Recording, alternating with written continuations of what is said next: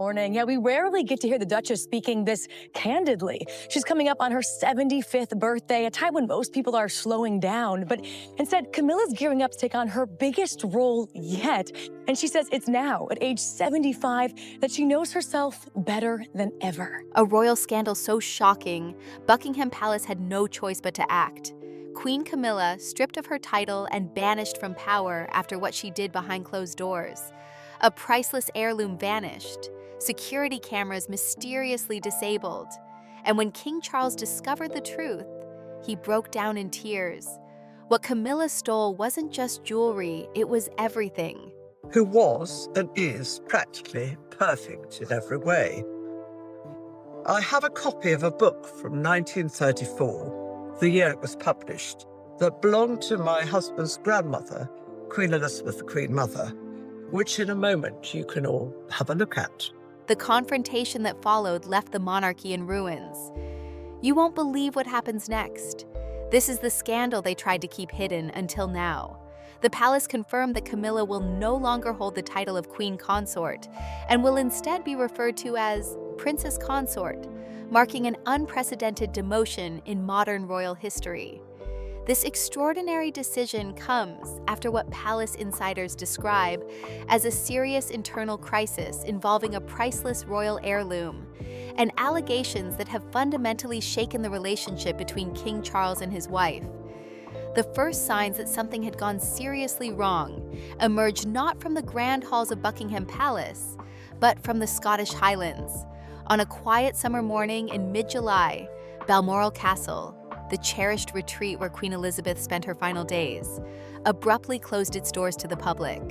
The announcement from the royal household was brief and unusually vague, stating only that the closure was due to a grave security incident.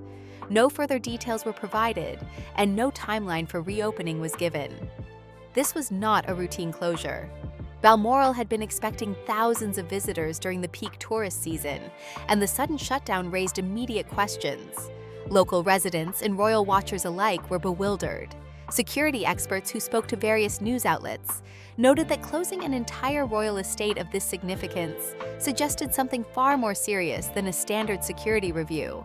One former Scotland Yard commander told reporters that royal security protocols are among the most rigorous in the world, and that such a drastic measure would only be taken if there was a significant internal threat.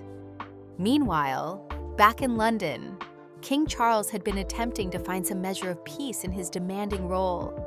At 75 years old, and having recently undergone treatment for health issues, the weight of the crown had already taken its toll. Those close to the king describe him as a man deeply conscious of history and tradition, someone who feels the responsibility of his position acutely. Among the private rituals that gave him comfort was his connection to a particular family heirloom, a ring made from Welsh gold that had been passed down through generations of monarchs. This ring was no ordinary piece of jewelry. Crafted from pure Welsh gold sourced from the Clogau St. David's mine, a location that had supplied the royal family for over a century, the ring represented an unbroken line of succession. It had belonged to his grandfather, King George VI, who led Britain through the Second World War. It was then passed to his mother, Queen Elizabeth, who wore it as a private symbol during her 70-year reign. When Charles ascended to the throne, the ring became his most treasured possession, a tangible link to the duty and legacy he had inherited. Due to security considerations and royal protocol, Charles rarely wore the ring in public. Instead, it was kept in a specially designed safe hidden within the wooden paneling of his private study at Buckingham Palace. Access to this safe was extremely limited. Only the king himself and one other person knew the combination and location, his wife Camilla. This arrangement was a gesture of profound trust, a symbol of the bond between them after years of public scrutiny and personal struggle to have their relationship accepted.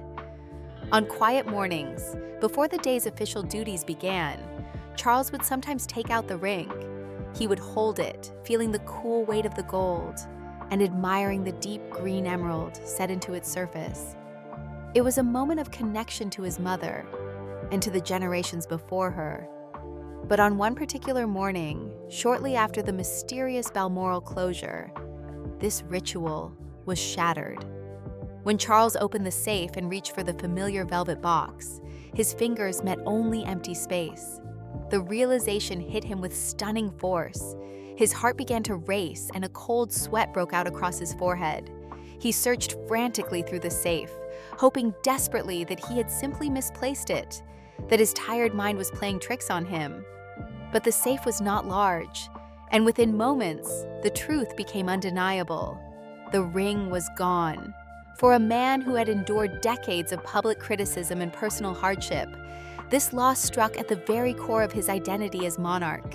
He immediately summoned his head of security, his voice tight with barely controlled panic. What followed was a swift and discreet internal investigation.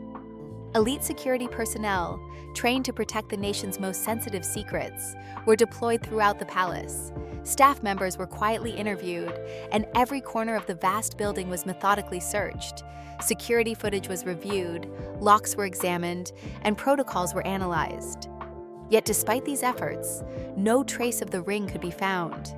There was no sign of a break-in, no evidence of an external intruder, and no obvious explanation for how such a well-protected item could simply vanish.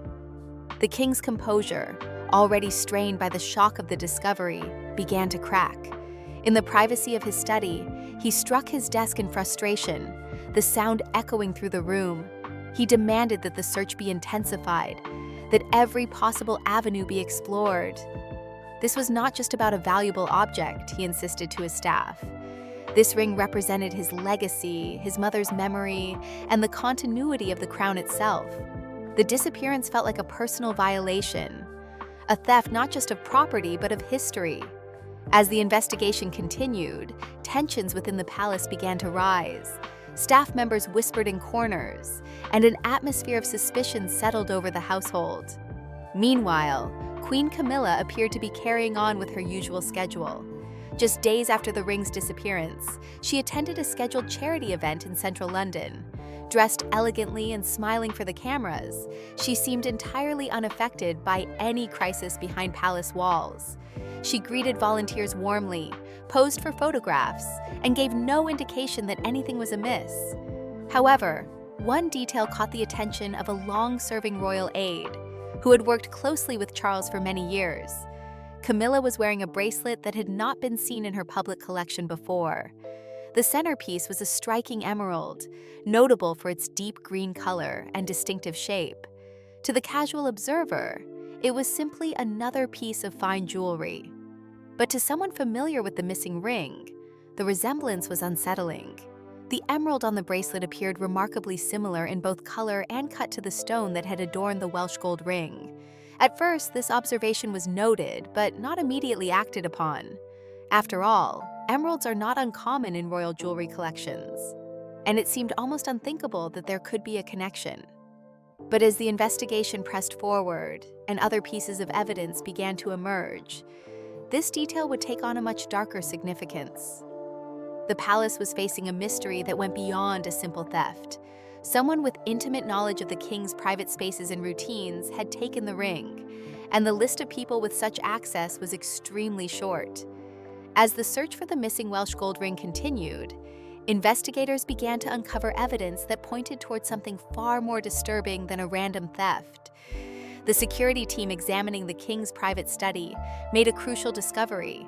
The lock mechanism on the safe, which had been custom designed and installed with the highest security specifications, showed signs of tampering.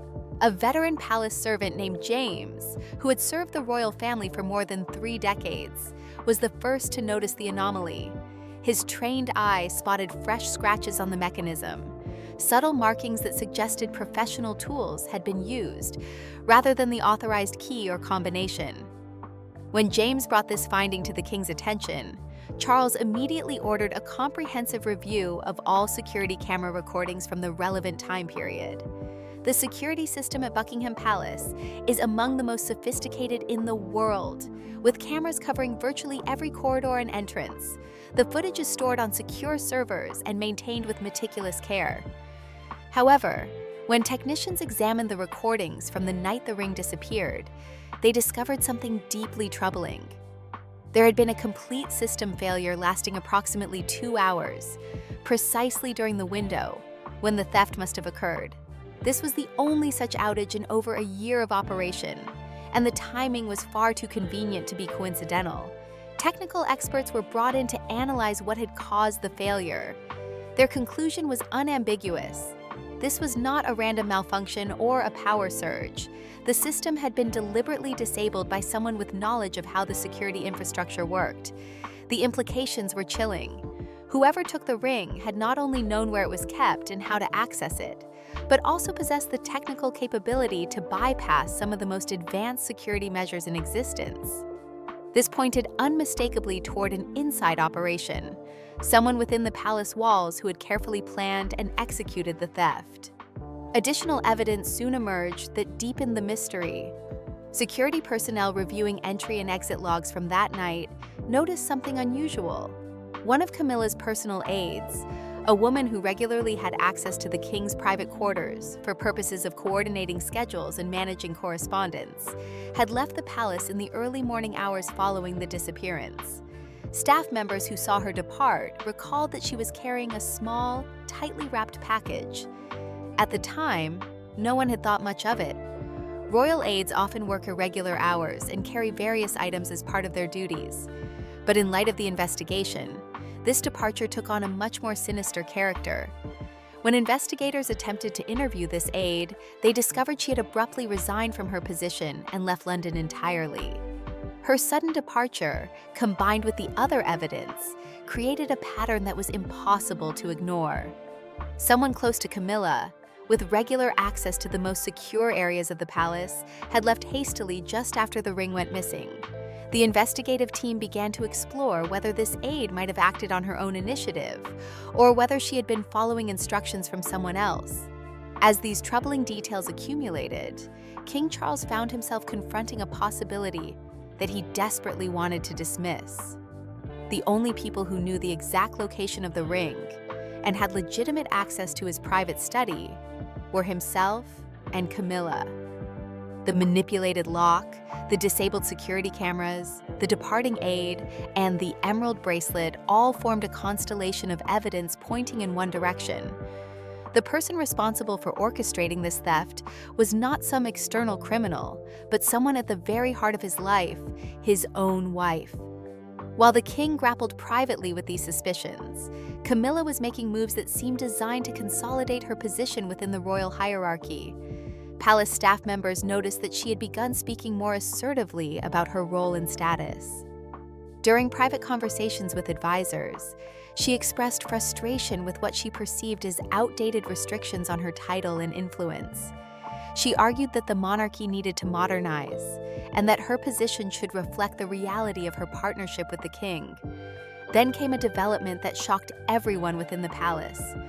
One morning, when staff members reviewed the official royal family website, they noticed a significant change. Camilla's title on her biographical page had been altered. The carefully designated title of Queen Consort, which had been specifically chosen by Queen Elizabeth before her death, had been changed to simply Queen. This was not a minor administrative adjustment.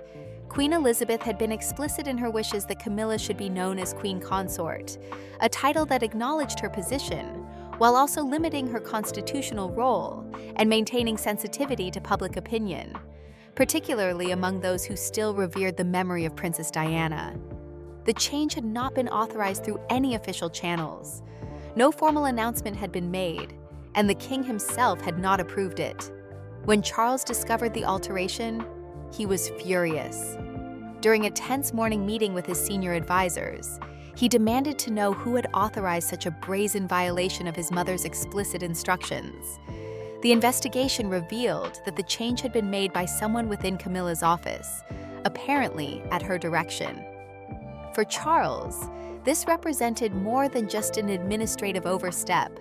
It was a direct challenge to his authority and a dismissal of his mother's final wishes regarding the monarchy's future. The situation escalated further when Edward, one of Charles's most trusted advisors from his years as Prince of Wales, was suddenly reassigned. Edward had served the king loyally through some of his most difficult periods, and Charles valued his honest counsel. Just days before his reassignment, Edward had requested a private meeting with the king. In that confidential conversation, he had warned Charles that Camilla appeared to be building her own power base within the palace. Edward had observed her making inquiries about security procedures, holding private meetings with media strategists, and cultivating relationships with certain members of staff who might be more loyal to her than to the king. Edward had been careful in his wording, but his message was clear. He suspected that Camilla was not simply overstepping her bounds in small ways, but was engaged in a systematic effort to expand her influence and authority. He went so far as to suggest that the missing ring might be connected to this broader campaign, though he admitted he had no direct proof. He urged the king to take action before the situation deteriorated further, and the integrity of the throne was compromised from within. Charles had listened to these warnings with growing unease, but he had also felt conflicted. This was the woman he loved, the person for whom he had endured years of public criticism and personal sacrifice. The idea that she might be working against him seemed almost impossible to accept. Yet within days of that conversation, Edward was abruptly transferred to a ceremonial position in Scotland, stationed near the still-closed Balmoral Castle. The reassignment had not been discussed with Charles beforehand, and when he inquired about it, he received vague explanations about administrative restructuring.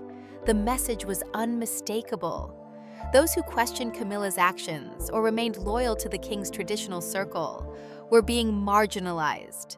A power struggle was unfolding within the palace walls, and Charles found himself increasingly isolated. The combination of the missing ring, the unauthorized title change, and the removal of his trusted advisor created a picture of coordinated ambition that he could no longer ignore. Unable to avoid confrontation any longer, Charles arranged a private dinner with Camilla. The meal took place in one of the palace's smaller dining rooms, away from the eyes of staff and courtiers. The atmosphere was tense from the beginning. Charles asked her directly about the ring, about Edward's sudden reassignment, and about the title change on the website. Camilla's responses were carefully calibrated. She met his questions with expressions of hurt and surprise, suggesting that he was allowing paranoia and stress to cloud his judgment. She insisted that Edward had been creating unnecessary problems and that his reassignment was simply good management. As for the title change, she characterized it as a minor administrative correction to reflect the reality of her role. When Charles pressed her specifically about the ring, she skillfully redirected the conversation toward upcoming royal engagements and the need to connect with younger audiences. Her refusal to give a direct answer, combined with everything else that had happened, reinforced the terrible suspicion growing in Charles's mind. The woman he had loved and defended for decades might be the architect of his greatest betrayal. The crisis that had been building within the palace walls suddenly erupted into public view on the evening of July 25th. Without any prior notification to Buckingham Palace or consultation with the king's communications team, Queen Camilla appeared on a special live broadcast on ITV, one of Britain's major television networks. The decision to grant such an interview without proper authorization represented a stunning breach of royal protocol. Typically, any interview involving senior members of the royal family requires multiple levels of approval, careful preparation, and coordination with palace officials to ensure that the monarchy's reputation is protected and that messaging aligns with official positions. Seated in a professionally lit studio and appearing completely composed, Camilla spoke eloquently about her vision for a reformed and modernized monarchy. She discussed the importance of adapting to changing times and connecting with new generations of British citizens. To many viewers watching at home, her words seemed progressive and forward-thinking. However, certain remarks she made carried undertones that would prove deeply significant to those familiar with the ongoing crisis behind palace doors. During the interview, Camilla made pointed comments about royal traditions and symbols. She argued that the monarchy should not be constrained by what she called outdated symbols, or become overly fixated on material possessions from the past. She specifically mentioned rings and crowns as examples of objects whose value lay primarily in history, rather than in contemporary relevance. While she framed these comments as part of a broader discussion about modernization, the timing and specificity of her words were remarkable. She was essentially dismissing the very type of heirloom that was at the center of the king's anguish, and doing so publicly before the theft had been disclosed to the nation. For King Charles, watching the broadcast alone in his private study, the interview felt like a declaration of war. She was not only making unauthorized public statements about the direction of the monarchy, she was openly trivializing the source of his profound distress. The suggestion that royal rings were merely outdated material possessions seemed calculated to diminish the significance of the missing Welsh gold ring before the public even knew it was gone. Media analysts and royal commentators immediately began dissecting her remarks, debating whether this was a misguided attempt to deflect attention from some unspecified crisis, or a strategic maneuver to preemptively shape public perception. The global media seized upon the interview with enthusiasm. News outlets from CNN to the BBC ran headlines analyzing Camilla's vision for the monarchy and speculating about apparent tensions within the royal household. Some commentators praised her for advocating modernization, while others questioned why she would make such statements without coordination with the king. The interview generated exactly the kind of intense public scrutiny that royal protocol is designed to prevent, and it left Charles feeling exposed and undermined. Immediately following the broadcast, Camilla became unreachable. The king attempted to call her repeatedly throughout the evening, but his calls went unanswered. Each unanswered ring felt like another small betrayal, another confirmation that the woman he had married was operating according to her own agenda, rather than as his partner. The emotional toll on Charles was becoming increasingly visible to those around him. Staff members noticed his haggard appearance and the strain in his voice during official duties. Unable to remain confined within the palace walls, and desperate for some respite from the suffocating atmosphere of suspicion and betrayal, Charles ventured out into the palace gardens late that evening. The late summer air carried a coolness that contrasted with the emotional heat he had been experiencing. A gentle breeze moved through the leaves of ancient trees that had witnessed generations of royal history. Under the silvery light of the moon, the king walked alone through grounds that felt both familiar and somehow alien, as if the crisis had transformed even these well-known spaces. It was during this solitary walk that a member of the palace security team made a discovery that would prove crucial. While conducting a routine patrol near one of the remote side gates, a security officer noticed something glinting in the grass, caught in a shaft of moonlight. Upon closer inspection, it appeared to be a small fragment of gemstone. Recognizing that anything unusual found on palace grounds during an active investigation should be reported immediately, the officer contacted his supervisor, who in turn notified the king. When Charles examined the fragment, his hands trembled. The piece was small, perhaps only a few millimeters across, but its characteristics were unmistakable. The deep green color, the quality of the cut, and the clarity of the stone matched exactly the emerald that had been set in the Welsh gold ring. This was not merely similar, it was an exact match. The fragment appeared to have broken off from a larger stone, suggesting that the emerald had been damaged during some kind of extraction or modification process. The image of Camilla wearing her new bracelet just days earlier flashed through Charles's mind with painful clarity. The emerald centerpiece of that bracelet had been strikingly similar to the one from his ring. Had she attempted to remove the gemstone from the ring, perhaps to incorporate it into her own jewelry as some kind of trophy or statement of ownership? Had the stone been damaged during this process? With this small fragment breaking off and being inadvertently dropped during a hurried departure or attempted disposal of evidence? The implications were devastating.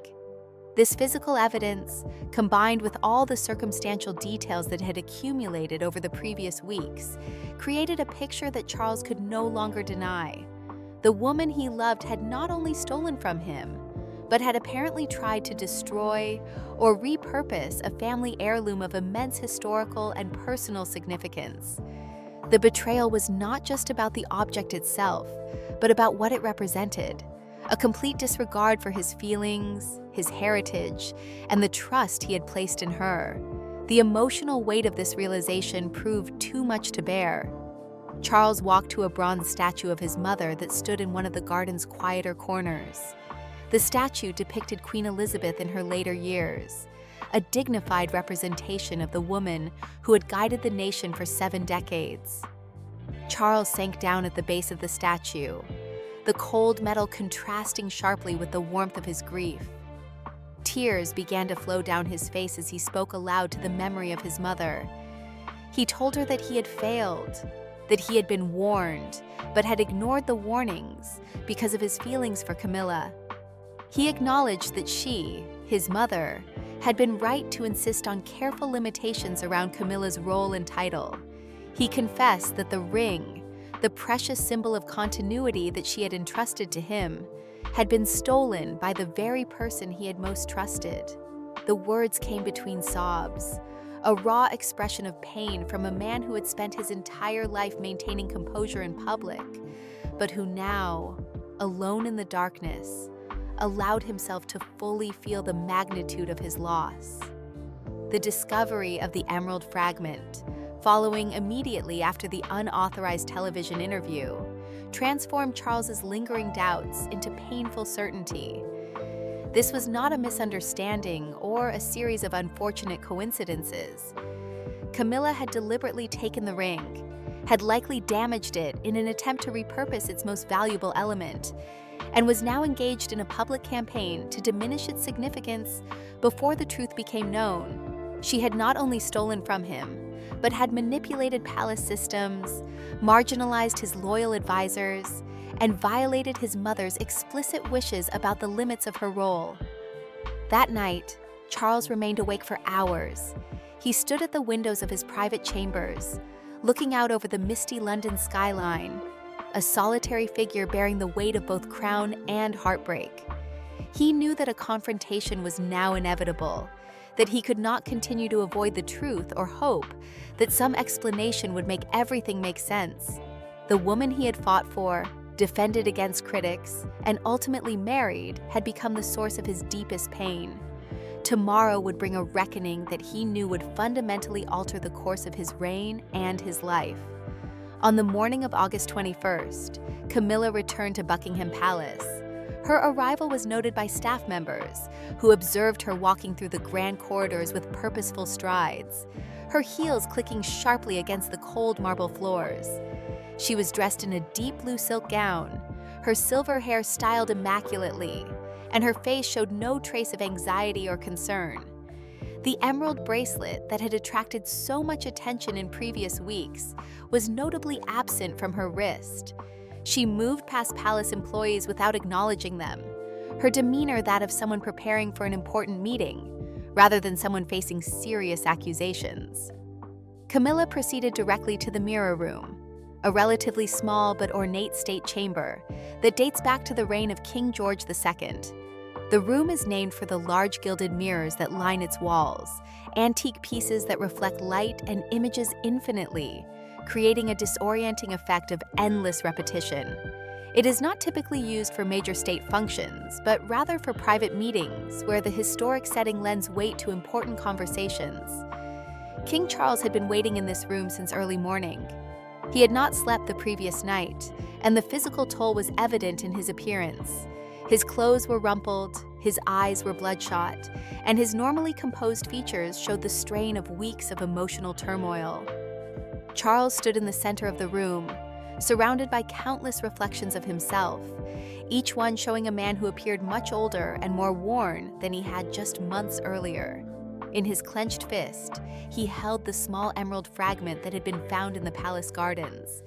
As the heavy door closed behind Camilla, with a resounding thud that echoed through the palace corridors, Charles turned sharply to face her. When he finally spoke, his voice carried a mixture of pain and fury that he had been holding back for too long.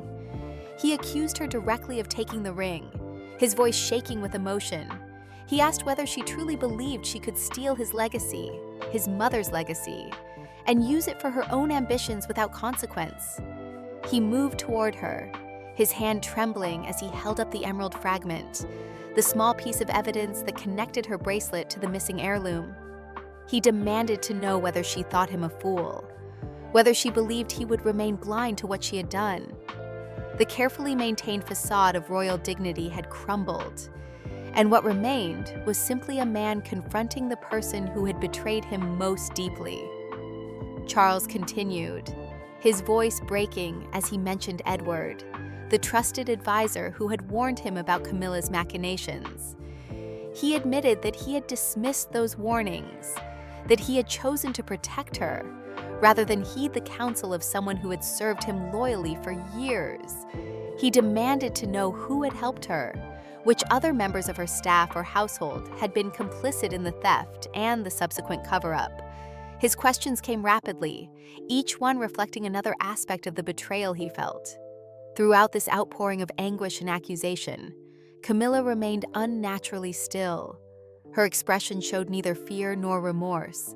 Instead, there was a glimmer of something else in her eyes, a kind of defiant pride that seemed almost contemptuous of his distress. She allowed him to finish speaking, and then, with deliberate slowness, she opened her handbag.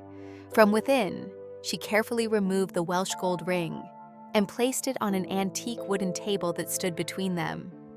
The pure Welsh gold gleamed under the room's lighting, but the center emerald bore visible damage. A distinct crack marred its surface, a flaw that would forever mark the stone and diminish its perfection.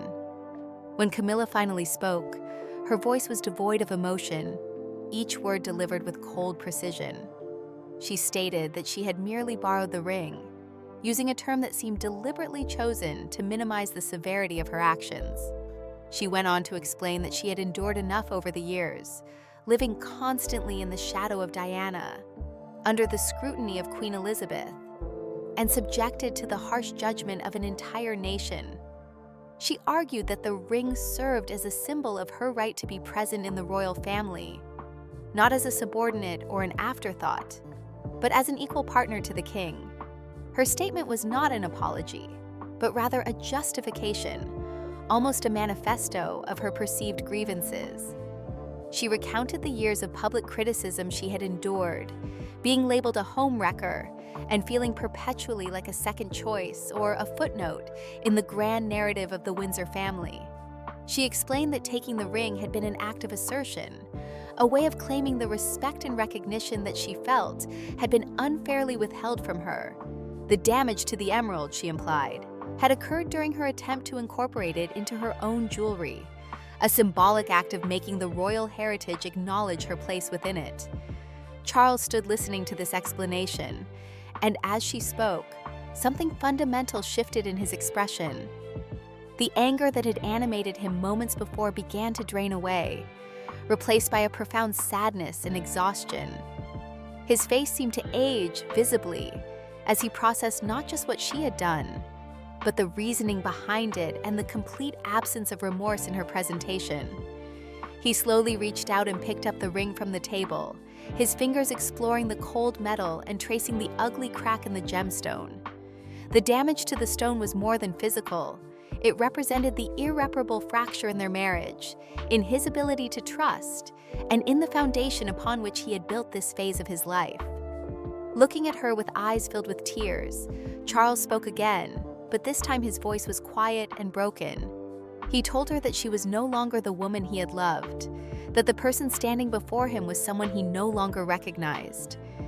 Tears flowed freely down his cheeks as he spoke, the culmination of grief not just for the stolen ring, but for the loss of the relationship he had believed in and defended for so many years.